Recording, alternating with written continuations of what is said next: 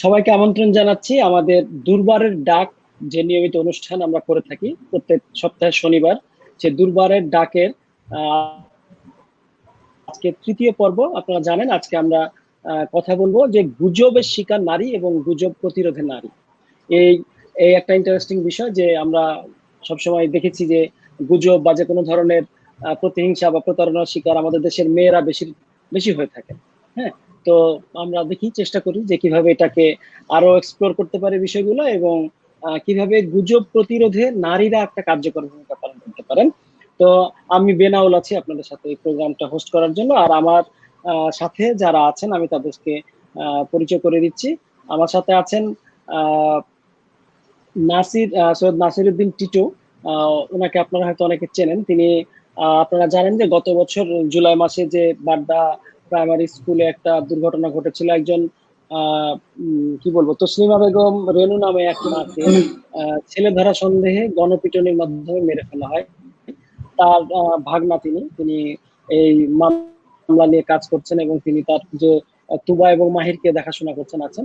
আর আমার সাথে আরো আছেন নাসিমা আক্তার নিশা আপা। তিনি, আপনারা সবাই তাকে চিনেন যে তিনি উইমেন ই কমার্স এর প্রেসিডেন্ট, এবং তিনি সারা দেশে প্রায় 11 লাখ বা তারও বেশি নারী উদ্যোক্তাদের নিয়ে কাজ করছেন।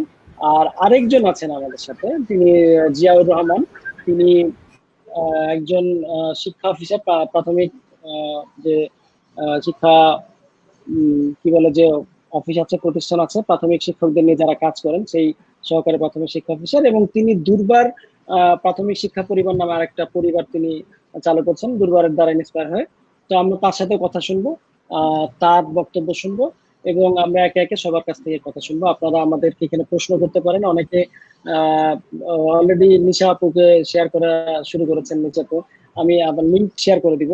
তো প্রথমে আমি যদি ইয়ের কাছে যাই, কি বলে যে আমাদের আজকের যে অনুষ্ঠানের সৈয়দ নাসির উদ্দিন টিটু ভাই, আপনার কাছে যদি আমি যেতে চাই এবং জানতে চাই যে আসলে আপনার কি বলে খালা, তিনি তো একটা মর্মান্তিক ঘটনার শিকার হয়েছেন, এবং বাচ্চারা এতিম হয়েছে, এবং অনেক অনেক ধরনের অশান্তি বা অনেক ধরনের কষ্টের মধ্যে দিয়ে আপনারা যাচ্ছেন। তো এই বিষয়টা নিয়ে যদি একটু বলেন যে ওই দিন 1 বছর বা তার বেশি সময়ের ঘটনা, এবং আজকে কি অবস্থায় আছি আমরা, বা আমাদের তরুণ প্রজন্মের কি করা উচিত বা কি করলে এটা হতো না, সবকিছু মিলে যদি আপনি একটু আমাদের সাথে শেয়ার করেন বিষয়টা। থ্যাংক ইউ বিনোদ ভাই। আসলে রেনোটের বিষয়টা যখন চলে আসে তখন যতই ট্রাই করি সত্য থাকার চেষ্টা করলে সত্য থাকতে পারি। সো অবশ্যই আমাদের সকলেরই কাজ করা উচিত এই বিষয়গুলোকে তুলে ধরার জন্য। বাট এর আগে আমাদের কিছু বিষয় জানা উচিত যেটা আমরা হয়তো বা জানি, কিন্তু আমরা ওইভাবে চিন্তা করি।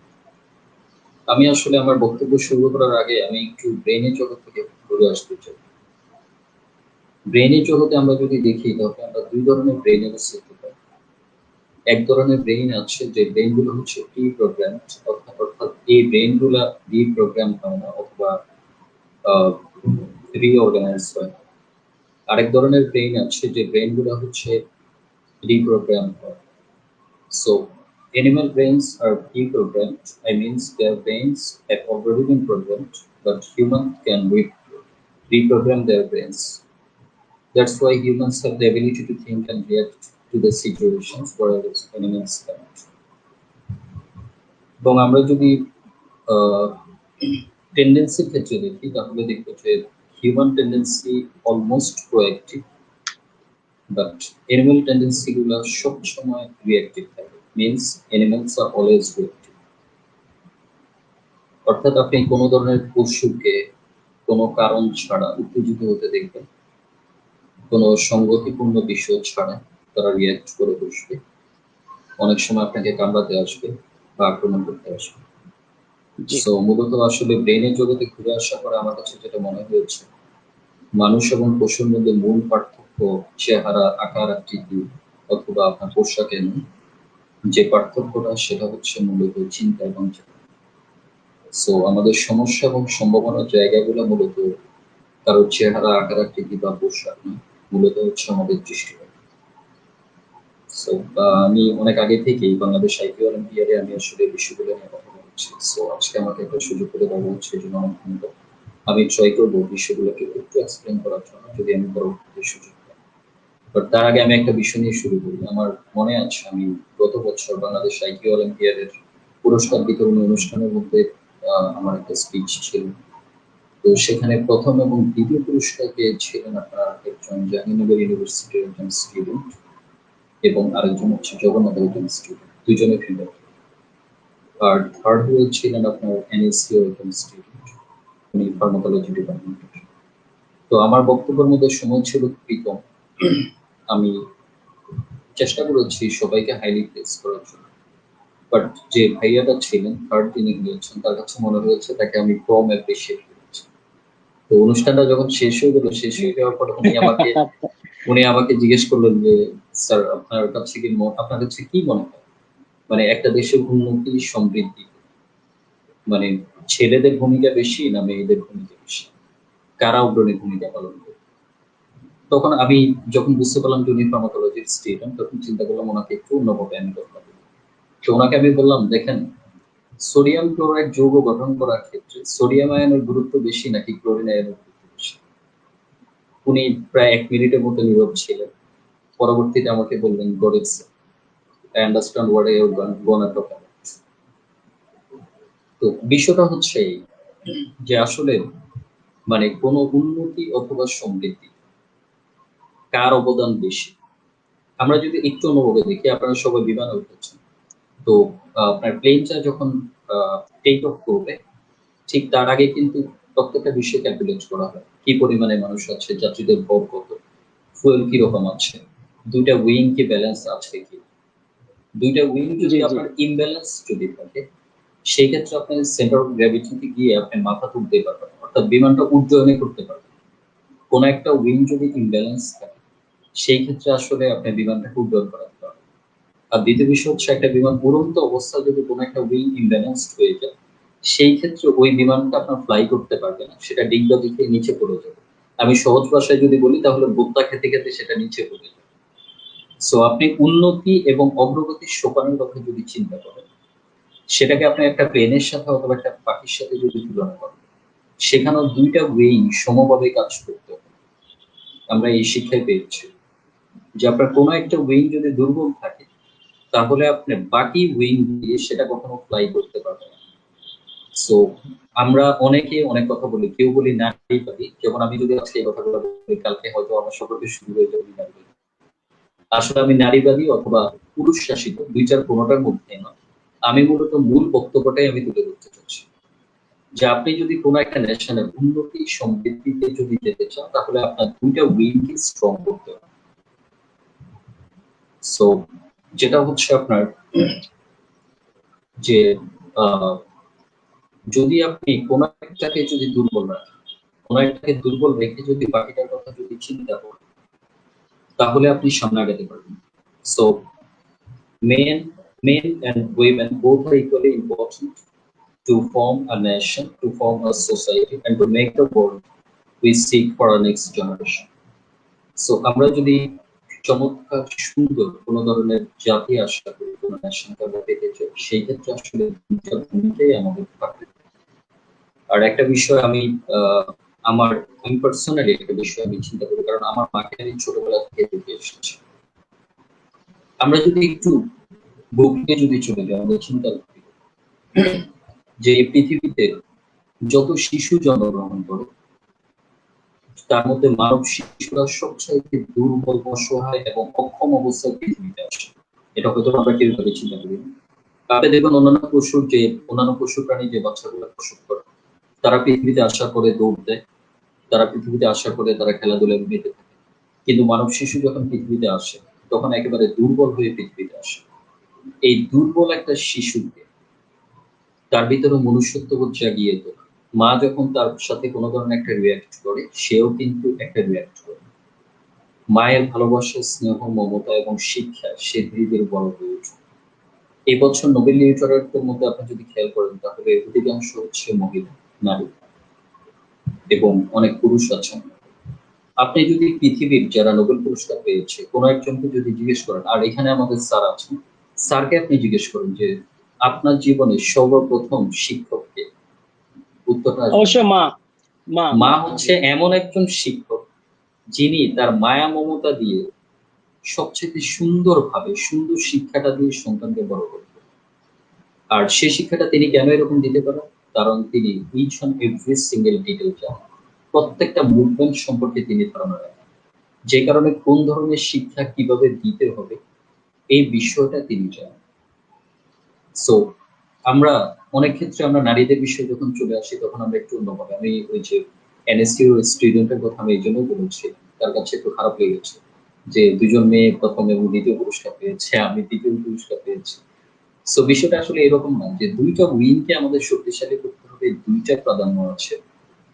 দ্বিতীয় বিষয় হচ্ছে আপনার যে শিক্ষাটা আমরা পরিবার থেকে পাই এবং প্রাতিষ্ঠানিক শিক্ষা আমরা যে শিক্ষা পাই, প্রাতিষ্ঠানিক শিক্ষাগুলো নেওয়ার পরে যদি পরিবার থেকে আমরা সাপোর্ট গুলো যদি না পাই, অর্থাৎ মায়ের অনুপ্রেরণা যদি না পাই, তাহলে আমরা যে চূড়ায় আমাদের যাওয়ার কথা আমরা কিন্তু সর্বোচ্চ শিখরে আমরা পৌঁছাতে পারি।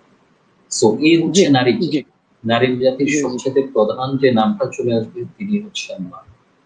সো মায়ের জাতি, যখন কোনো নারীকে নিয়ে কথা হবে অবশ্যই সেটা আমার মায়ের স্বজাতিদেরকে নিয়ে কথা হবে। তো সেই ক্ষেত্রে আমরা সবসময় চিন্তা করি যে পুরুষ শাসিত অথবা পুরুষের দ্বারা এটা হবে, মহিলারা এটা হবে। আমার একটা কোশ্চেন, যদি আজকে আপনি একটু খেয়াল করেন বাংলাদেশের ইতিহাসের দিকে তাকান, আপনার বেগম রোকেয়া যদি না আসতেন তাহলে আমার বোনেরা আজকে বিশ্ববিদ্যালয় থেকে সর্বোচ্চ ডিগ্রি অর্জন করতে পারত না। আজকে নিশাপুরা আছেন বলেই আমাদের দেশের মেয়েরা, আমার বোনেরা বাংলাদেশের ইকোনমিতে ডিরেক্টলি কন্ট্রিবিউট করছে। আজকে একজন শেখ হাসিনা আছেন বলেই আমাদেরকে মানুষের কাছে নিজের পরিচয় নিজে তুলে ধরতে হচ্ছে না, বরং আমাদেরকে চিনে দিচ্ছে সারা পৃথিবী। সো সেখানে মেয়ে মহিলাদেরকে বা নারীদেরকে ছোট করা, খাটো করা, আমার বিষয়গুলো বলার একটা উদ্দেশ্য আছে, যেটা হচ্ছে কিছুদিন থেকে আমি আসলে বিভিন্ন মিডিয়াতে এবং অনেক জায়গায় অনেক ধরনের কথা শুনেছি, এমন কিছু কথাও শুনেছি যে কথাগুলো আমি বারবার চিন্তা করেছি, যদি আমার কোনো বোন অথবা আমার খালা কেউ যদি এই বক্তব্যগুলো যদি শুনে তাহলে আমি কিভাবে তাদের সাথে চোখ রাখবো। সো বিষয়টা হচ্ছে আমরা আসলে পুরুষ শাসিত অথবা নারী দ্বারা ডমিনেটেড এরকম কিছু আমরা চাচ্ছি না। আমরা মূলত যেটা চাচ্ছি যে আমার বিমানটা যদি ফ্লাই করতে হয় তাহলে দুইটা উইং এর ব্যালেন্স লাগবে, ওই ব্যালেন্সের উপর ভিত্তি করে আমার বিমানটা ফ্লাই করতে হবে। সো জি কোনো জি অংশে আপনার কোনো দেশের মধ্যে নারীদেরকে ছোট করা বা খাটো করা ওই ধরনের সুযোগ নেই। কোনো কোনো তাদের যে কোনো সুযোগ অধিকারটা নেই। আছে, জি টিটু ভাই, আমি একটু তাদের যে যদি অধিকার আপনি আছে আমাকে অ্যালাউ করেন, আমি একটু আপনাকে ঠিক যদি আছে, অবশ্যই অবশ্যই থামিয়ে অবশ্যই দিয়ে বলেন। আমি বাকি বিষয়গুলো আরো আরো অবশ্যই শুনবো, আবারও আসবো। আমি একটু ইয়েকে নিয়ে আসতে চাই, আমাদের women and e commerce president Nisha আপাকে, আসিমা আক্তার নিশা আপা। নিশা আপা, আপনার কাছে আমার সরাসরি প্রশ্ন, সেটা হচ্ছে যে আপনি আহ, কি বলে যে একজন সংগঠক, হ্যাঁ, তারপরে একজন ব্যবসায়ী বলি বা উদ্যোক্তা বলি, সবকিছু পরে আপনি একজন নারী, একজন মা। তো আপনি ছোটবেলায় আপনার মাকে দেখেছেন, বা এখন আপনি নিজে দেখছেন, বা ভবিষ্যতে দেখবেন। তো এই এবং বাংলাদেশের নাগরিক হিসেবে বাংলাদেশের যে আর্থসামাজিক অবস্থা আপনি কিন্তু জানেন, আপনি ভিন্ন গ্রহে বাস করেন না, আপনি সারা বাংলাদেশ ঘুরে দেখেন, বিভিন্ন কনটেক্সট আপনি দেখেছেন। এবং এবং এটা কোনো ইন্টারনেট থেকে পড়ে না, বরং আপনি নিজে গিয়ে কিন্তু এক্সপিরিয়েন্স করেছেন, আমি যতদূর জানি আপনাকে, যে দেখা হয়েছে বিষয়গুলো। তো টিটো ভাই খুব চমৎকার কিছু কথা বলেছেন, থিওরিটিক্যাল কথা, বা আমার বলা উচিত ছিল, হয়তো আমি বলতে পারিনি, তিনি আমার কাজটা করে দিয়েছেন, এর জন্য টিটো ভাইকে অনেক ধন্যবাদ। যে নারী পুরুষের সহাবস্থান, এটার গুরুত্ব কতখানি, এটা ছাড়া কিভাবে আমরা এগিয়ে যেতে পারবো না বা ই করবো। তো আপনার কাছে কি মনে হয় যে নারীরা আসলেও কি গুজবের বা যে কোনো রকমের প্রতিহিংসা বা এই ধরনের ঘটনার শিকার একটু বেশি হয়ে থাকেন না পুরুষদের তুলনায়, বা আমাদের দেশের কনটেক্সটে? আপনার কাছে কি মনে হয়?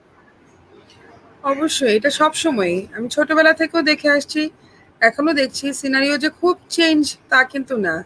মানে দেখা যায় যে নারীরাই বেশি গুজবের শিকার হয়, হ্যারাসমেন্টের শিকার হয়, এবং জায়গায় জায়গায় হচ্ছে, আগেও হতো, এখনো হয়।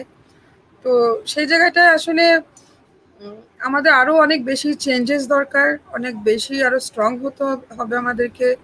আর আমাদের নিজেদের ভিতরে কিন্তু একটা আত্মবিশ্বাস তৈরি করতে হবে যে আমরা হব না, এইসব জিনিসের শিকার আমরা কখনই হব না। আমরা রুখে দাঁড়াবো, আমরা প্রতিবাদ করব। অনেক সময় দেখা যায় কি যে আমরা প্রতিবাদ করতে ভয় পাই, সে ভয়ের জায়গাটাকে না কাটিয়ে উঠতে হবে। আমরা নারীরা অনেক ক্ষেত্রেই পরিবার কি ভাববে, বন্ধু বান্ধব কি ভাববে, সমাজ কি ভাববে, সেই চিন্তাটাই আমরা আটকে যাই। তো আমরা ঠিকভাবে প্রতিবাদ করতে পারি না, তো আমরা শিকারও হই এবং চুপও করে থাকি। এই জায়গাটাই আমি বলবো যে আমরা যেন অবশ্যই প্রতিবাদী হই। প্রতিবাদী হলে কি হবে, আমার পাশাপাশি আরো কয়েকজন যারা নাকি সাফার করছে তারাও কিন্তু এটার সুফল ভোগ করবে। আমার পরিবার কিন্তু একসময় বুঝবে যে না, আমার মেয়েটা কিন্তু সাফারার, আমার পরিবার কিন্তু আমাকে সাপোর্ট করবে, আমার পরিবার কিন্তু কখনো আমাকে ফেলে দিবে না। এই জায়গায় না আমি বলবো যে মেয়েদেরকে না আরেকটু প্রতিবাদী হওয়া উচিত, আরেকটু বুঝে চলা উচিত, যে না, আত্মবিশ্বাসটা যেন আমি সামনে নিয়ে কাজ করতে পারি। মানে প্রতিরোধে এগিয়ে আসতে হবে, শুধু যে শিকার হয়ে থাকবে তা না। তা না, জি জি, যেটা আজকের বিষয়ের সাথে খুবই সঙ্গতিপূর্ণ, যে মানে সারা জীবন শুধু গুজবের শিকার হয়েছেন, এবার গুজবকে প্রতিরোধ করতে এগিয়ে আসুন। এবং এটা যারা মা আছেন, বোন আছেন, বা তাদের প্রত্যেকের কাছে এই ধরনের এক্সপেকটেশন আমাদের। আপনি আরেকটা জিনিস আমি আপনাকে জানতে চাই নিশা আপা, সেটা হচ্ছে যে আপনার গ্রুপে বা আপনাদের যে অর্গানাইজেশন, সেখানে তো অসংখ্য নারী উদ্যোক্তা কাজ করছেন সারা দেশে। তো একজন নারী উদ্যোক্তা হিসেবে তার পণ্য নিয়ে যখন তিনি প্রচার প্রচারণা করেন, মার্কেটিং করেন, তখন কি তাকে কোনো ধরনের নেতিবাচক প্রচার প্রচারণার শিকার হতে হয়, যেটা হয়তো অন্য একজন ছেলেকে, সেটা যদি একটু বলেন আপনি। অবশ্যই। ধরেন আমরা প্রথমেই সবাইকে বলি যে সেলফ ব্র্যান্ডিং করবে, সেলফ ব্র্যান্ডিং করলেই তার প্রোডাক্টও কিন্তু আলটিমেটলি ব্র্যান্ডিং হবে। তো অনেক ক্ষেত্রে ছেলেরা কি বলে, এটা তো ওপেন প্ল্যাটফর্ম, কিছু ছেলেও এখানে যুক্ত হয়। তো অনেক ক্ষেত্রে ছেলেরা বলে যে আপনার পণ্যের ছবি দেন, আপনার নিজের ছবি কেন দিচ্ছেন, আপনি নিজেকে কি সেল করবেন, আপনি নিজেকে বিক্রি করবেন, মানে খুবই বাজেভাবে বলে জিনিসগুলা। আমরা যদিও সাথে সাথে রিপোর্ট পেলে ব্যান করে দেই, কিন্তু এই যে কথাটা যখন বলে তখন কিন্তু ওই নারী উদ্যোক্তাটার ভিতরে এক ধরনের হীনমন্যতা কাজ করে, জাল্লা আমি কি তাহলে ভুল করলাম, আমি কি তাহলে আমার ছবি দিব না। অথচ আমরা কিন্তু বলছি যে না, নিজেকে কিন্তু ব্র্যান্ডিং করতে হবে। ব্র্যান্ডিং এর জন্য তো নিজের ছবি দিতেই পারি আমরা, এটা বরং দেওয়াই উচিত, নাহলে চিনবে কি হবে যে আমি নিশা, আমার মতন তো আরো অনেকেই আসবে, তাই না? তো আমার মতন সালমান হ্যাঁ অনেকে আসবে, আমার মতন তন্নি অনেকে আসবে, কিন্তু তাকে তো সেলফ ব্র্যান্ডিং করতে হবে। তো এই জায়গাটা বলবো যে আরো অনেক ধরনের কমেন্ট আসে যেগুলোতে নাকি আমাদের উদ্যোক্তারা মানে সাইবার হ্যারাসমেন্ট হয়, প্রচুর হয়, এবং ইনবক্সে তো প্রচুর ধরনের স্ক্রিনশট আমরা পাই যে তার মানে সে হয়তো বা প্রাইসের জন্য বলছে, ঠিক আছে ইনবক্সে আমি নক দিচ্ছি, আর ইনবক্সে সে তখন আজে বাজে কথা বলছে। তো এই জিনিসগুলো কিছু খুবই অপ্রাসঙ্গিক, এবং এই ব্যাপারে দেখা যাচ্ছে কিছু কিছু উদ্যোক্তা মানে ডিমোটিভেটেড হয়ে বলে যে আমি কাজই করবো না যদি এই ধরনের হয়। তো এই ক্ষেত্রে আমি বলবো যে ডিমোটিভেটেড হওয়ার কিছু নেই, যে অপ্রাসঙ্গিক কথা বলছে তাকে আমরা তো ব্যান করবোই, বরঞ্চ সাইবার সিকিউরিটি এখন আছে, অনেক ধরনের সিস্টেম এখন আছে, তাকে বরঞ্চ ফেসবুক থেকে ব্যান করে দিব, সে জীবনে ফেসবুক বা অনলাইনে ইউজ করতে পারবে না, বা এমন দৃষ্টান্তমূলক শাস্তির ব্যবস্থা করা উচিত যে তার পরিবার যেন তাকে নিয়ে সেম ফিল করে, সে নিজে যেন নিজের মুখ দেখাতে না পারে। এরকম দুই একটা দৃষ্টান্ত যখন হবে তখন আলটিমেটলি বাকি মানুষগুলোও কিন্তু ঠিক হয়ে যাবে, সোজা হবে যে না, এই ভয়ে আর আমরা এই কাজটা করব না। সেই ধরনের দৃষ্টান্ত যে যারা অপরাধ করছে তারা লজ্জা না পেয়ে বা ভয় না করে, যারা অপরাধের শিকার হচ্ছে তারা যদি দ্বিধা লজ্জা পায়, তাহলে কিন্তু আক্রমণ আরো বাড়তে থাকবে। এটাই তো বলতে চাচ্ছেন। জি জি, ওই জন্য আমাদের উচিত এটা ভয় না পেয়ে প্রতিবাদ করা, আইন শৃঙ্খলা বাহিনীর কাছ থেকে সাহায্য নেওয়া, বা অন্যান্য কমিউনিটি সবাইকে বলা যে এই লোকটা আমাকে করছে বা এরকম, তাহলে আমার মনে হয় যে অবস্থার কি বলে পরিবর্তন আসতে পারে। থ্যাংক ইউ নিশাপা। আমি জি জি থ্যাংক ইউ। আমি এবার ইয়েতে যাব, আমাদের আপনারা জানেন যে আমাদের এখানে একজন শিক্ষা অফিসার আছেন ঢাকা জেলার জিয়াউর রহমান। আমি ভিডিও কানেক্ট হয় একটু অসুবিধা হচ্ছে। আপনি কি আমাকে শুনতে পাচ্ছেন? জি জি জি জি ভাইয়া, জি কোনো অসুবিধা নেই। আপনার কাছে আমার যেটা প্রশ্ন সেটা হচ্ছে যে আমরা তো জানি প্রাইমারি স্কুল একটা কি বলবো খুব বেসিক একটা শিক্ষা, এখান থেকে ছোট ছোট বাচ্চারা শুধু অঙ্ক, ইংরেজি, বিজ্ঞান শিখে না, জীবনে থাকতে গেলে পরিবেশের সাথে খাপ খাওয়াতে হলে কিভাবে করতে হবে সে বিষয়গুলো আপনি হচ্ছে যে প্রাইমারি টিচারদের নিয়ে কাজ করেন, আর আপনি একটু যদি বলেন যে আসলে কি করা উচিত আমরা ছোট থেকে আরো দায়িত্বশীল আচরণ হই, নারী হই, তারপরে পাশাপাশি যায়, কারণ আমরা যেটা বলে থাকি যে নারী পুরুষ যদি একসাথে না যায় তাদের উন্নয়ন টেকসই হবে না। সেটা আমরা এমডিজি বলি, এসডিজি বলি। তো স্কুলের বিশেষ করে প্রাইমারি স্কুলের রোলটা কি হতে পারে? ধন্যবাদ বেনাউল ভাইকে, অসংখ্য ধন্যবাদ। প্রথমে একটি কথা বলে শুরু করতে চাই। জাতীয় কবি কাজী নজরুল ইসলামের কবিতার ভাষায় বলতে হয় যে বিশ্বে যা কিছু মহান সৃষ্টি চির কল্যাণকর, অর্ধেক করিয়াছে নারী, অর্ধেক তার নর। জি জি, রাইট।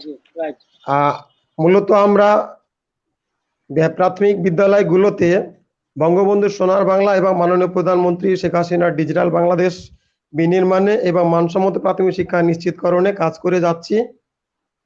প্রাথমিক শিক্ষাটা আসলে শিক্ষার ভিত্তি বলা যায়। এখানে অনেক কাজ করার সুযোগ আছে, সেক্ষেত্রে আমি একটু আলোকপাত করতে চাই। সেটা হলো এই যে এভাবে আলোকপাত করা যেতে পারে, আমরা বাঙালি জাতি, আমরা হুজুগ প্রিয়, আমাদের হুজুগ প্রিয়তা কমাতে হবে। পাশাপাশি আমাদের বিদ্যালয়গুলোতে যে পাঠদানগুলো করা হয় সেখানে প্রচলিত নিয়মই পাঠদান করা হয়ে থাকে। এর সাথে সাথে শুদ্ধাচার নামক একটা কার্যক্রম চালু রয়েছে, যে কার্যক্রমের মাধ্যমে আমরা সবাইকে ইতিবাচক দৃষ্টিভঙ্গি প্রয়োগের মাধ্যমে দায়িত্বশীল আচরণ করতে উৎসাহিত করে থাকি। এক্ষেত্রে যেটা বলা যেতে পারে যে সামাজিক দায়বদ্ধতার আমরা চর্চা করার জন্য বলতে পারি সবচেয়ে বড় প্ল্যাটফর্ম হচ্ছে যে আমরা বিভিন্ন সময়ে শিক্ষার্থীদের অভিভাবক, মা সমাবেশ, পিটিএ, এসএমসি, বিভিন্ন ধরনের জাতীয় দিবস উদযাপন এবং উপজেলা পর্যায়ে বিভিন্ন জাতীয় বা আন্তর্জাতিক দিবস উদযাপনে আমাদের অনেক কিছু বলার থাকে। উদাহরণস্বরূপ বলা যেতে পারে একটা বড় বিষয় হচ্ছে এই যে শিশুদের আত্মবিশ্বাস এবং ধারণা এমন যে শিক্ষক মহোদয়গণ যা বলেন সেটাকে একদম মনে প্রাণে শতভাগ বিশ্বাস করেন, কিন্তু মা বাবা ভাই বোন যদি বলে তারপর মানে শতভাগ সঠিক বললেও সেটাকে সহজে বিশ্বাস করতে চান না। শিক্ষক যদি ভুলও বলেন তাও সেটা কিন্তু বিশ্বাস করেন। তো সেক্ষেত্রে আমি বলতে চাই আমাদের যথেষ্ট কাজ করার সুযোগ রয়েছে, তবে সর্বোপরি একটা কথা বলা প্রয়োজন, সেটা হচ্ছে এই সুশিক্ষা বলি, দায়িত্বশীল আচরণ বলি, সামাজিক দায়বদ্ধতা বলি, তারপরে শুদ্ধাচার বলি, সুঅভ্যাস বলি এবং নৈতিকতা শিক্ষা, মূল্যবোধ শিক্ষা, যেটাই বলি না কেন এটা প্রথমত পরিবার করতে হবে। কারণ পারিবারিক শিক্ষাটা হচ্ছে একটা আসল শিক্ষা। আমরা অনেক ধন্যবাদ। আমি আবারও আসবো আপনার কাছে। জি, থ্যাংক ইউ। অনেক ধন্যবাদ। খুব চমৎকার কথা বলছেন কিন্তু টিটু ভাই, আপনি খেয়াল করেছেন, শুনেছেন নিশ্চয় যে প্রাথমিক বিদ্যালয়ের টিচারদের কথা কিন্তু স্টুডেন্টরা একদম খুব সিরিয়াসলি নেয়। বাবা মা বললে শোনে না, কিন্তু টিচার যদি বলে, যেটা ভুল হোক সত্য হোক বা যাই হোক, তারা এটা শুনে থাকে। তারপরে কিন্তু উনি জিয়াউর রহমান যে আরেকটা ইম্পর্টেন্ট কথা বলছেন, সেটা হচ্ছে যে পরিবার কিন্তু হচ্ছে সবচেয়ে বড় বিদ্যালয়, একদমই ভিত্তি বা বুনিয়াদটা। কিন্তু আসলে আমাদের দুর্ভাগ্য বলি বা যে বাস্তবতা যেটা, সেটা হচ্ছে যে আমাদের দেশের বেশিরভাগ পরিবারের বাবা মার পক্ষে সম্ভব হয় না বাচ্চাকে সেভাবে নৈতিকতা শিক্ষা দেয়া, বা কিভাবে ছেলেটা বড় হয়ে লড়াই করবে, কাজ করবে কিভাবে, এই জিনিসগুলো কিন্তু তাদের পক্ষে শেখানো সম্ভব হয় না। টিচারদের উপর ডিপেন্ড করতে হয়। তো এখন আপনার কাছে কি মনে হয় যে আসলে একজন টিচারের কাছ থেকে কি এক্সপেক্ট করা যায়, বিশেষ করে গুজব বা নারীর প্রতি সহিংসতা বন্ধ করা, তাকে দায়িত্বশীল নাগরিক হিসেবে গড়ে তোলা? টিচার কি করতে পারেন এখানে, বা পরিবারে কি করতে পারেন? বা আপনি তুবাকে বা মাহিরকে যে বড় করছেন, আপনি শুধু সেখান থেকে যদি শুরু করেন, তারা কি শিখলে ভালো হবে, এরকম ঘটনা ঘটবে না? থ্যাংক ইউ বিনাউল ভাই, অনেক চমৎকার কথা বলেছেন। আর স্যারকে অসংখ্য ধন্যবাদ, স্যার খুব চমৎকার কথা বলেছেন, সুন্দর সুন্দর বিষয়।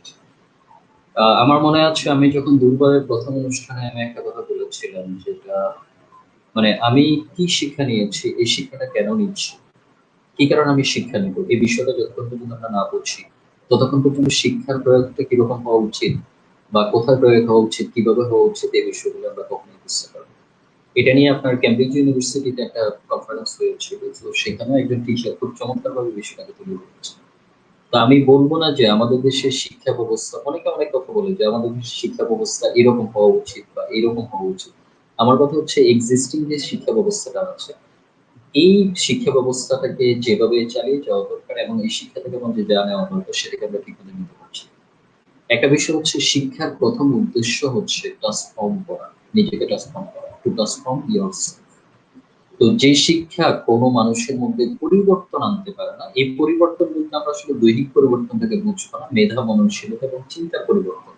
কারণ আমি আগেই বলেছি মানুষ এবং পশুর মধ্যে আলটিমেট ডিফারেন্সটা কিন্তু কখনো চেহারা, আকার, আকৃতি অথবা পোশাকে নয়, বলবো তো সেটা হচ্ছে চিন্তা। তো এই চিন্তাগুলো আমরা ছোটবেলা থেকে স্যার এখানে আছেন, আমি এই জন্য বলছি, স্যার জানি নিশাপু আছেন, দুজন যথেষ্ট অভিজ্ঞ এবং জ্ঞানী ব্যক্তি। তো যেটা হচ্ছে আমরা ছোটবেলা থেকে অনেক ধরনের নীতিমূলক কথাগুলো আমরা শুনি, সেটা প্রাইমারি লেভেলে, সেকেন্ডারি লেভেলে, টার্সিয়ারি লেভেলে, প্রত্যেক লেভেলে আমরা শুনি। এখন যে শিক্ষাটা আমি নিই, আমি ছোট্ট একটা উদাহরণ দিয়ে সেটাকে বললে হয়তো ভালো হবে, যে আমরা মৃত্যুকালে প্রত্যেকটা মানুষের মানে ডেথ বেডে তার বেডের পাশে গিয়ে অনেক মানুষকে বলতে শুনি যে আপনি বলেন লা ইলাহা ইল্লাল্লাহু মুহাম্মাদুর রাসূলুল্লাহ। তো অনেক ক্ষেত্রে কেউ বলতে পারেন বা কেউ চাপে পড়ে বলেন অথবা কেউ বলতে পারেন না। বাট এই কথাটা কোন জায়গা থেকে আসবে? এই কথাটা আসবে তার হার্ট থেকে। Only the knowledge of La ilaha illallah that is in the heart will manifest in the tongue and the time of death. That's the reality. যে আমি যে শিক্ষাটা নিয়েছি, এই শিক্ষাটা আমি কেন নিব? আমি কি পরীক্ষায় শুধুমাত্র খাতায় লেখার জন্য শিক্ষাটা নিব? ওর আমি নিজেকে পরিবর্তন করার জন্য শিক্ষাটা নিব? তো যেটা হচ্ছে আমি যখন কোনো একটা শিক্ষা নেওয়ার পরে সেটাকে ইমপ্লিমেন্ট করি, ইমপ্লিমেন্ট করলে সেটা তখন আমার হার্টে ইন্টারনালাইজ হয়, দেন আমার হার্ট থেকে আমি সিগন্যালটা পাই। প্রত্যেকটা মানুষ কোনো অন্যায় করার ক্ষেত্রে তার ব্রেইন কিন্তু বিপরীতমুখী দুইটা সিগন্যাল আমাকে দেয়। আমি যখন অন্যায় করতে যাব তখন ব্রেইন আমাকে বারবার বলে যে তুমি যে কাজটা করছো এই কাজটা করো, বাট তারপরে আমি সেই কাজটা করি কারণ আমাকে ডিস্ট্রাকটিভ টেন্ডেন্সি গুলো আমাকে ডমিনেট করা শুরু করে। সো স্যার যে কথাগুলো বলেছেন যে আমরা অনেক চমৎকার শিক্ষাগুলো আমরা প্রতিষ্ঠান থেকে পাই, দেন এটা শুধু প্রতিষ্ঠানের একক দায়িত্ব না, আমার ফ্যামিলিতে আসার পরে সেগুলো ঠিকমতো ইমপ্লিমেন্ট করছে কিনা এই বিষয়টা যদি আমি না বুঝতে পারি, তাহলে আমার সন্তানকে আমি যতই সুন্দর শিক্ষা দিই, সেই বাস্তব জীবনে সেগুলোকে সঠিক প্রয়োগ করতে পারবে না। আমি আমার খালার বিষয়টা নিয়ে একটা কথা বলি, যে ওখানে যত মানুষ ছিলেন, আমার মনে আছে আপনার সম্ভবত পুলিশ ব্যুরো অফ ইনভেস্টিগেশনের একজন আপা আমাদের বাসায় আসছিলেন। তো ওনার একটা কথা ছিল যে ওখানে যারা ছিল অনেকে অশিক্ষিত ছিল। বাট আমার একটা বিষয় আমি যেটা হচ্ছে আমি বাংলা মিডিয়াম বইগুলো আমি দেখেছি আপনার সোশ্যাল সায়েন্স গুলোতে আপনার একদম ছোটবেলা থেকেই যে আমি কোন পরিস্থিতিতে কাকে কল করব বা কোন ক্ষেত্রে আমি কোন ধরনের ডিসিশন গুলো নিব, এই ধরনের অ্যাডমিনিস্ট্রেশনের উপরে খুব চমৎকার লেখাগুলো আছে, এগুলো পাঠ্যসূচির অন্তর্ভুক্ত। তো যেটা হচ্ছে তারা জানতো যে এই ধরনের কোনো সিচুয়েশন যদি হয় তাহলে সেটা দায় দায়িত্ব হচ্ছে পুলিশের অথবা নিকটস্থ অন্য কোনো আইন শৃঙ্খলা রক্ষাকারী বাহিনী যদি থাকে তাহলে তারপরেও তারা বিষয়টাকে হাতে তুলে নিচ্ছে।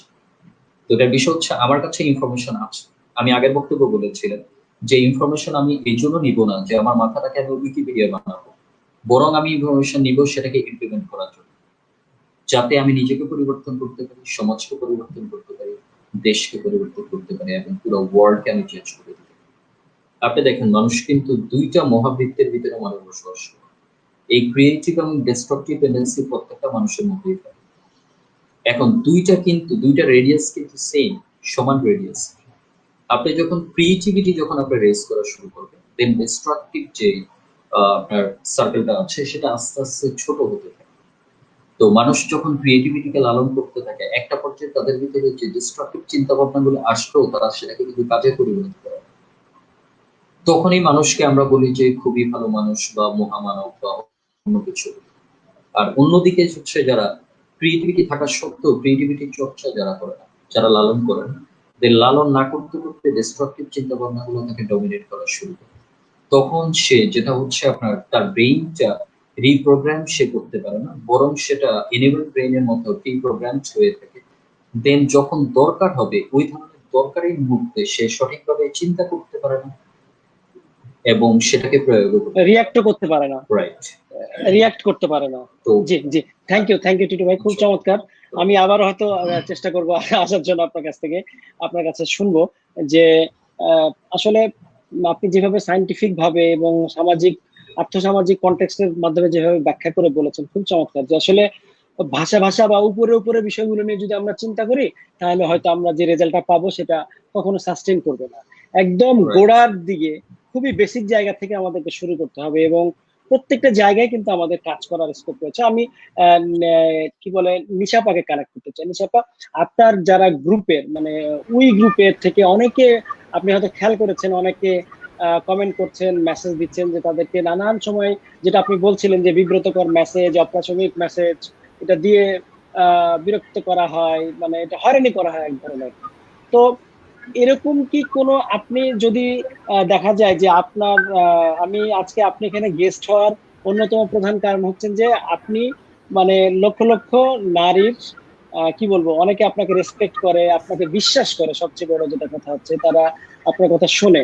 তো আপনার জায়গা থেকে কি এমন কিছু করেন বা করা উচিত কিনা যে 10 লক্ষ মানুষের মধ্যে যদি 5 লক্ষকে আপনি রিচ করতে পারেন, এবং প্রত্যেকে যদি তার ফ্যামিলির আর 5 জন করে মেম্বারকে রিচ করতে পারে, যে আসলে কিভাবে আমরা প্রতিরোধ করব, এরকম কোনো কিছু কখনো চিন্তা করেছেন কিনা, যে সামাজিক ভাবে কোনোভাবে কন্ট্রিবিউট করতে পারেন কিনা উই, শুধু ব্যবসা বাণিজ্যের বাইরে এটা আর কি? আমি আসলে মানে প্রথম থেকে চিন্তা করে যাচ্ছি, বেসিক্যালি উই প্ল্যাটফর্মটা তৈরি করেছে আমি যেন নারীরা একটা পরিচ্ছন্ন প্ল্যাটফর্ম পায়, একটা নেটওয়ার্কিং প্ল্যাটফর্ম পায়, এবং এখানে কোনো রকম নোংরামি যেন না থাকে। কারণ আমরা নারী উদ্যোক্তারা দেখা গেছে যখনই আমরা মানে উদ্যোগ নেই এবং সামনে বাড়তে চাই, অনেক ধরনের হ্যারাসমেন্টের শিকার হই, অনেক ধরনের মানে প্রবলেম ফেস করতে হয়। তো সেই প্রবলেমগুলো যেন না হয় সেটার জন্যই আমার বেসিক্যালি প্ল্যাটফর্মটা তৈরি করা মেইন উদ্দেশ্য ছিল। এখন তো আল্লাহর মতো একটা দেশি পণ্যের প্ল্যাটফর্ম হয়ে গেছে, উদ্যোক্তাদের মিলন মেলা হয় এখানে।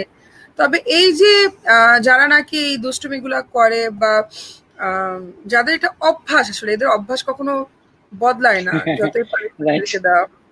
যেমন আমি যদি ছোট্ট একটা ঘটনা বলি, যে মানে এক সময় তো প্রচুর পরিমাণে এ ধরনের মেসেজ পেতাম, এখন আমি কম পাই, কারণ যেহেতু জানে যে আমি একটা হুট করে পোস্ট দিয়ে দিলে তার 12টা বেজে যাবে, এই কারণে নর্মালি এখন আমাকে কেউ বিরক্ত করে না।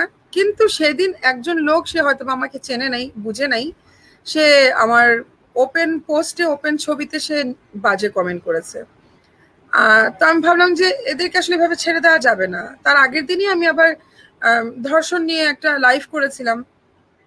তো এগুলো আসলে এই তার আমি প্রোফাইলে ঢুকে দেখলাম সে নেভিতে কাজ করে। তো আমি সাথে সাথে এডিসি সাইবার ক্রাইমে আমি কন্ট্যাক্ট করলাম, আমার একজন অ্যাডভাইজারের মাধ্যমে নেভিতে কন্ট্যাক্ট করালাম। আমি চাচ্ছিলাম একটা দৃষ্টান্তমূলক একটা শাস্তি যদি হয়, তাহলে সবাই বুঝবে যে না অ্যাকচুয়ালি কোনো কাজ হয়েছে, এবং বাকি যেসব পুরুষরা দুষ্টুমি করার চিন্তা ভাবনা করছিল সেগুলো থেমে যাবে। এই জন্য আমি এই স্টেপটা নিয়েছিলাম, ওপেন পোস্টও দিয়ে দিয়েছি সেগুলো স্ক্রিনশট নিয়ে। কিন্তু আসলে আমাদের উদ্যোক্তারা বা আমার যে কানেক্টেড আছে আমার সাথে, তারা এত বেশি সিরিয়াস যে ওই প্রোফাইলটাকে রিপোর্ট করতে করতে ওই প্রোফাইলটাকে চাই নাই, ওর শেষ দেখে ছাড়া। শুধু নেভি থেকে খোঁজ পেলাম যে উনি বেসিক্যালি নেভির কেউ না, সেখানে মানে মিস ইনফরমেশন দিয়েছে। কারণ অ্যাকচুয়ালি যারা নাকি সরকারের এই প্রতিষ্ঠানগুলোতে থাকেন, তারা তো একটা কোয়ালিটি মেনটেন করে, তাই না? তাদের কাছ থেকে এই ধরনের জিনিস আশা করাই যায় না। এই জন্য ভেবেছিলাম যে না, ওখান থেকে আমরা ঠিক করি, আসলে যদি এরকম হয়েই থাকে, সে হয়েই থাকে, দৃষ্টান্তমূলক একটা শাস্তি পাওয়া উচিত। যে যে র্যাঙ্কে থাকো না কেন, শাস্তি তুমি পাবা যদি তুমি মানে ভালো মানুষ না হও, যদি খারাপ উদ্দেশ্যের দিকে তাকাও। তো কিন্তু আমাদের উদ্যোক্তারা আসলে অনেক বেশি এক্সপার্ট, তারা ওই রিপোর্ট করে করে না, এটা কিন্তু মানে এটা আমরা হাসছি, কিন্তু এটাই করতে হবে, কিন্তু আসলে তাদেরকে মুখোশ খুলে ফেলতে হবে। তারা যখন শাস্তি পাবে তখনই বাকি মানুষজন ভয়ে আর সামনে আসবে না, ভয়ে আর এসব কাজ করবে না। এই জায়গাটা আমাদের আসলে আরো শক্ত হতে হবে। যাদেরকে ইনবক্স করে আমি বলবো যে আপনারা চুপ করে না থেকে আপনারা মুখোশ খুলে দিবেন, এরকম 10 জনের মুখোশ খুলে গেলে কিন্তু 11 নাম্বার থেকে 100 নাম্বার আর এ ধরনের কাজই করবে না, ভয় পেয়ে যাবে, সবাই ভালো হয়ে যাবে। জি, অনেক ধন্যবাদ আপু। আমি এবার ইয়েতে যাব, একটু আমাদের জিয়াউর রহমানের কাছে যাব। তিনি আছেন আমি আপনার সাথে যখন কথা বলছি তখন অডিওতে একটা প্রবলেম হচ্ছে। সরি আসলে নেটওয়ার্কের কারণে, যে সরি আপনাকে 1 মিনিট সময় দিচ্ছি আমি। প্লিজ আপনি যদি কিছু বলেন, শেষ করব আমরা একটু পরে। আমি বলতে চাই দুর্বারের যে একটা সম্ভাবনা, অমিত সম্ভাবনাময় প্ল্যাটফর্ম, এটাকে আমরা কাজে লাগাতে চাই। এভাবে কাজে লাগাতে চাই যে আমরা অনলাইন ক্লাস নিব, গুজব, নৈতিকতা, সামাজিক দায়বদ্ধতার উপর ক্লাস নিয়ে ইউটিউবে আপলোড দিব, গ্রুপে আপলোড দিব। সেই সাথে গুজবের বিরুদ্ধে সামাজিক আন্দোলন গড়ে তোলার ক্ষেত্রে মহাসমাবেশ, অভিভাবক সমাবেশ, বন্ধু সমাবেশ, র্যালি ও মানববন্ধনের আয়োজন করব ইনশাল্লাহ। অনেক ধন্যবাদ, চমৎকার। একদম ডাইরেক্ট অ্যাকশন যেটা বলে। হ্যাঁ, না উনি অলরেডি কাজ শুরু করেছেন। আপনারা অনেকেই হয়তো খেয়াল করেছেন কিনা যে দুর্বার প্রাথমিক শিক্ষা পরিবারের ব্যানারে তিনি যেটা করছেন যে বিভিন্ন স্কুলে গিয়ে টিচারদের সহায়তায় বাচ্চাদেরকে বোঝাচ্ছেন। অন্তত কেউ এর আগে কিন্তু বলে নাই নিশা আপা বা টিটো ভাই যে এটা গুজবের হতে পারে, এটার ভয়াবহতা কি হতে পারে। শুরু হয়েছে বিভিন্ন জায়গা থেকে। নিশা আপার সদস্যরা যেমন কাজ শুরু করেছেন, আমরা দুর্বার থেকে কাজ শুরু করছি, বিভিন্ন জন বিভিন্ন জায়গা থেকে কাজ শুরু করেছেন। আমার মনে হয় যে সবাই মিলে একসাথে যদি আমরা কাজ শুরু করতে পারি বা কাজ শুরু করি, নিশ্চয়ই ভালো কিছু আসবেই। অনেকে বাধ্য হয়ে ভালো হবেন, অনেকে বুঝে ভালো হবেন। তা আমি একদম শেষ দিকে 1 মিনিট করে আমি দুজনের কাছ থেকে শুনবো, নিশা আপা এবং টিটো ভাই, আপনাদের কাছ থেকে একটু একটু করে শুনবো। আপনারা যদি একটু বলেন, প্রথমে টিটো ভাই বলেন যে আসলে আমাদের কি করা উচিত এখন। কোন কল আপনার কাছ থেকে শুনতে চাচ্ছি। আপনি একজন মানুষ, এমন একজন মানুষ যেখানে যে মানুষ হচ্ছে যে পরিবারের একটা গুরুত্বপূর্ণ সদস্যকে হারিয়েছেন। আপনার চেয়ে কেউ কিন্তু কষ্ট বেশি পায়নি এই গুজবের কারণে। আপনার খালাকে আপনি হারিয়েছেন। তো আপনি যদি যারা আপনার খালাকে গুজব সন্দেহে মেরে ফেলেছে পিটিয়ে, তারা কিন্তু কোনো পশু না। আপনি বলছিলেন পশু ও মানবিক গুণাবলীর কথা। তারা পশু না, তারা আমার ভাই বা আপনার ভাই বা অন্য কেউ, আমাদের মতো মানুষ। আর যাতে না হয় এরকম, যদি 1 মিনিটের মধ্যে একটা কল দেন সবাইকে, সবার প্রতি। থ্যাংক ইউ বিনোদ ভাই। আসলে 1 মিনিটের ভিতরে তো অনেক সময় বলা সম্ভব হয় না। আর এখানে নিশাপু আছেন, অনেক সুন্দর করে উনি বলেন, ওনার মতো আমি হয়তো বলতে পারবো না। একটা কথা আমি বলি, দুজনে খুব, আপনারা তিনজনে খুব ভালো বলেছেন। আপনার সবচেয়ে বড় যে বিষয়টা সেটা হচ্ছে সচেতনতা। আর আপনি সচেতন তাকেই করতে পারবেন যার ব্রেইনটা আসলে রিপ্রোগ্রাম হয়। বাট বাকি যেগুলো, যে ব্রেইন গুলো পৌঁছে গেছে, নিশাপুর কথা থেকে আমি বলি, সেখানে কিন্তু আপনাকে অ্যাকশন একটু ডিফারেন্ট ভাবে নিতে হবে। আমরা যদি আমাদের রিলিজিয়নের দিকে থাকি, যে তুমি যদি কোনো অন্যায় দেখো দেন তুমি হাত দিয়ে প্রতিবাদ করো, দ্যাট মিনস যেটা হাত দিয়ে করতে হবে। আচ্ছা, সেকেন্ড স্টেপটা হচ্ছে যদি না পারো তাহলে তুমি মুখ দিয়ে। থার্ড স্টেপটা হচ্ছে যদি তাও না পারো দেন তুমি অন্তর দিয়ে ট্রেন করো। তো তিনটে স্টেপের আসলে মূল এখানে একটা সিগনিফিকেন্স আছে, যেটা আপনার একদম যারা পৌঁছে গেছে তাদেরকে আমরা আইনের আওতায় আনবো। মাননীয় প্রধানমন্ত্রী খুব চমৎকার ঘোষণা করেছে, যারা একেবারে শেষ তাদেরকে আমরা আইনের মধ্যে বিচার করে তাদেরকে শাস্তি দিব, এবং সেই শাস্তিতে যদি কোনো মেসেজ থাকে, অর্থাৎ বিচার এমন হবে যে বিচারে কোনো বার্তা থাকে, বিচারে যদি মেসেজ না থাকে তাহলে কিন্তু চেঞ্জ আসবে। সো তাদেরকে শাস্তি দেওয়ার মাধ্যমে ওই টাইপের যে মানুষগুলো আছে তাদের জন্য সেটা হচ্ছে বার্তা, তারা মানুষ হয়ে যাবে। আর দ্বিতীয় বিষয় হচ্ছে যারা এখনো একদম পৌঁছে যায়নি তাদেরকে নিয়ে আমরা কাজ করতে হবে, সচেতনতার কাজ করতে হবে। এটা শুধু একটা দুইটা প্ল্যাটফর্ম থেকে করলে হবে না, বরং প্রত্যেকের অবস্থান থেকে সেটাকে করতে হবে। আমার মনে আছে রেমোটে মারা যাওয়ার পর থেকে আমি দেখলাম যে প্রত্যেকটা থানা, জেলা, উপজেলা, আমি বিবিসিতে একটা বক্তব্য দিয়েছিলাম, অনেকগুলো কথা বলেছিলাম। এরপরে দেখলাম প্রত্যেকটা থানা, জেলা, উপজেলার মধ্যে মানে আপনার চিফ অফ পুলিশ যারা আছেন তারা কিন্তু এই বিষয় নিয়ে বক্তব্য দিচ্ছেন, এবং আপনার স্বরাষ্ট্র মন্ত্রণালয় থেকে একটা নির্দেশ প্রদান করছে। তো এটা শুধুমাত্র সরকারের একার দায়িত্ব না। যেমন নিশাপু তার অবস্থান থেকে তিনি দায়িত্ব পালন করছেন, তিনি পৌঁছাচ্ছেন। একজন টিচার তার অবস্থান থেকে পৌঁছাবে, প্রত্যেকটা এডুকেশন ইনস্টিটিউশন থেকে পৌঁছাবে, অন্যান্য যে অর্গানাইজেশন গুলো আছে সেখান থেকে সচেতন মানুষকে করতে হবে। কারণ আমরা এখনো 90% শিক্ষিত জাতিতে আমরা পৌঁছাতে পারি। সো আমাদের কিছু মানুষ কিন্তু বাইরে থেকে যাবে, তাদের কাছেও যাতে পৌঁছে। যারা বাজারে আছে তাদের কাছেও যাতে পৌঁছে, যারা কোনো ভেহিকেলের ড্রাইভার তাদের কাছেও যাতে ইনফরমেশনটা পৌঁছায়। সবচেয়ে বড় বিষয় হচ্ছে সচেতন এবং আইনের বিষয় দিক নির্দেশ।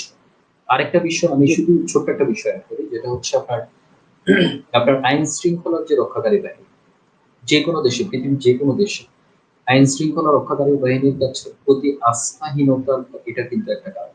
সেটা আমি ব্রাজিল, ইন্ডিয়া, পাকিস্তান এবং বাংলাদেশ, 4টা দেশের কথা বলি। যে 4টা দেশের মধ্যে আইন শৃঙ্খলা রক্ষাকারী বাহিনীর প্রতি মানুষের আস্থাটা একটু কমে যাওয়ার কারণে মানুষ চিন্তা করে আমরা নিজেরাই বিচার করব, পুলিশের কাছে যদি দিয়ে দিই তাহলে সেটা হয়তো বা ছেড়ে দিতে পারে।